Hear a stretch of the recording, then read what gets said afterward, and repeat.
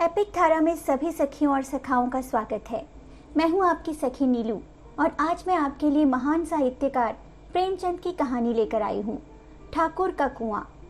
अगर आपको पसंद आए तो लाइक, शेयर और कमेंट करने में झिझकिएगा नहीं और हाँ, चैनल को सब्सक्राइब अवश्य करें।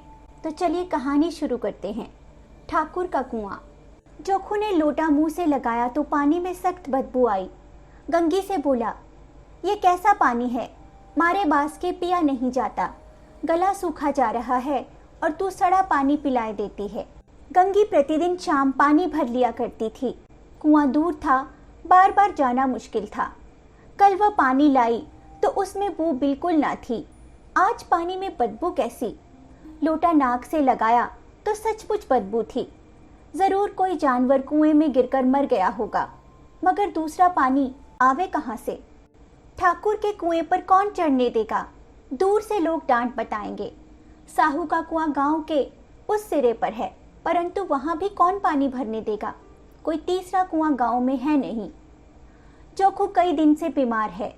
कुछ देर तक तो प्यास रोके चुप पड़ा रहा, फिर बोला, अब तुम्हारे प्यास के रहा नहीं जाता, ला थोड़ा पानी नाक बंद करके पी लूं।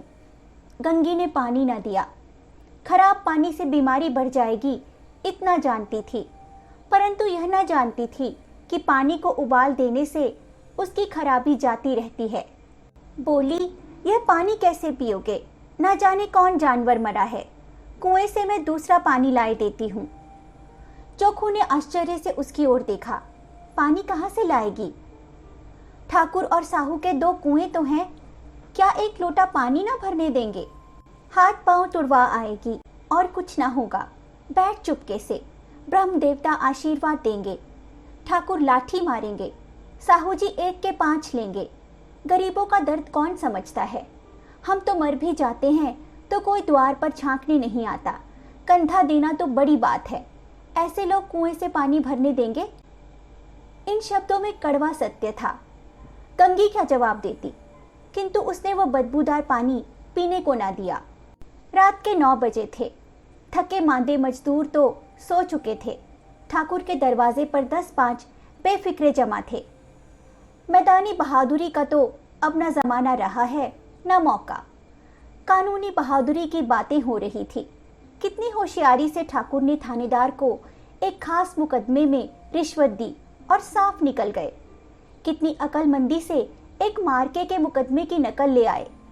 नाजिर और मोहतमिम सभी कहते थे नकल नहीं मिल सकती। कोई 50 मांगता, कोई 100। यहाँ बेपैसे कौड़ी नकल उड़ा दी। काम करने का ढंग चाहिए। इसी समय गंगी कुएं से पानी लेने पहुंची। कुप्पी की धुंधली रोशनी कुएं पर आ रही थी। गंगी जगत की आड़ में बैठी मौके का इंतजार करने लगी। इस कुएं का पानी सारा गांव पीता है, किसी के लिए रोका नहीं, सिर्फ ये बदनसीब नहीं भर सकते। गंगी का विद्रोही दिल रिवाजी पाबंदियों और मजबूरियों पर चोटें करने लगा। हम क्यों नीच हैं और ये लोग क्यों ऊंच हैं? इसलिए कि ये लोग गले में तागा डाल लेते हैं। यहाँ तो जितने हैं एक से एक छंटे हैं। चोरी ये करें, जाल फरेब ये करें, झूठे मुकदमे ये करें। अभी इस ठाकुर ने तो उस दिन बेचारे गडरिये की भेड़ चुरा ली थी और बाद में मार कर खा गया। इन्हीं पंडित के घर में तो 12 मास जुआ होता है। यही साहू जी तो घी में तेल मिलाकर बेचते हैं। काम करा लेते हैं, मजूरी देते नानी मरती है। किस किस बात में हमसे ऊंचे हैं? हम गली गली चिल्लाते नहीं कि हम ऊंचे हैं, हम ऊंचे।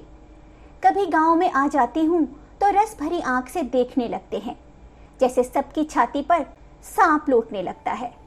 परंतु घमंड यह कि हम ऊंचे हैं। कुएं पर किसी के आने की आहट हुई। गंगी की छाती धक धक करने लगी। कहीं देख ले तो गजब हो जाए, एक लात भी तो नीचे ना पड़े।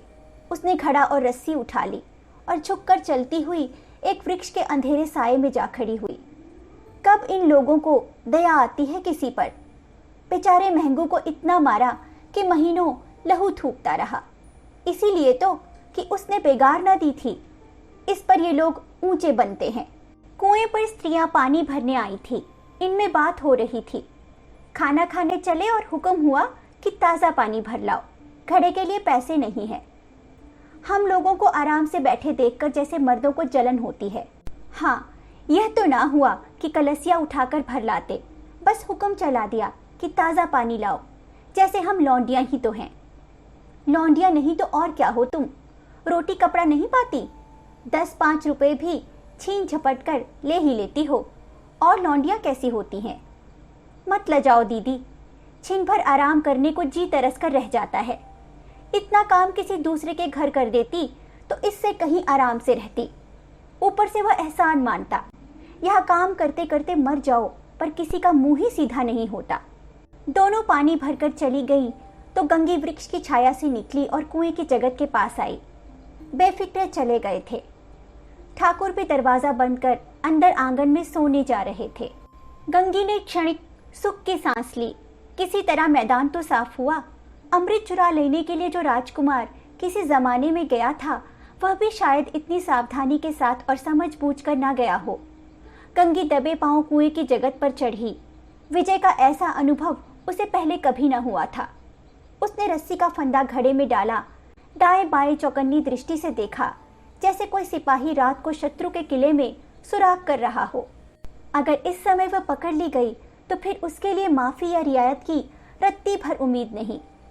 अंत में देवताओं को याद करके उसने कलेजा मजबूत किया और घड़ा कुएं में डाल दिया। घड़े ने पानी में गोता लगाया, बहुत ही आहिस्ता, जरा भी आवाज ना हुई। गंगी ने 2-4 हाथ जल्दी जल्दी मारे। घड़ा कुएं के मुंह तक आ पहुंचा। कोई बड़ा शहजोर पहलवान भी इतनी तेजी से न खींच सकता था। गंगी झुकी कि घड़े को पकड़कर जगत पर रखे कि एकाएक ठाकुर साहब का दरवाजा खुल गया। शेर का मुंह इससे अधिक भयानक ना होगा। गंगी के हाथ से रस्सी छूट गई। रस्सी के साथ घड़ा धड़ाम से पानी में गिरा और कई क्षण तक पानी में हिलकोरे की आवाजें सुनाई देती रही। ठाकुर कौन है पुकारते हुए कुएं की तरफ आ रहे थे और गंगी जगत से कूदकर भागी जा रही थी। घर पहुंचकर देखा कि जोखू लोटा मुंह से लगाए वही मैला गंदा पानी पी रहा है। मुंशी प्रेमचंद द्वारा लिखी ये कहानी समाज की काली तस्वीर उजागर करती है। आज भले ही ऊंच नीच या जात पात जैसे शब्दों का प्रयोग नहीं होता, लेकिन इतनी तरक्की कर लेने के बावजूद समाज की सोच वहीं की वहीं है, बस उसका नाम बदल गया है। अब इसे स्टेटस सिंबल कहा जाता है। आज भी अमीर और गरीब के बीच ये गहरी खाई उसी तरह बरकरार है। बस हम यही आशा कर सकते हैं कि बदलाव की सुबह कभी तो आएगी।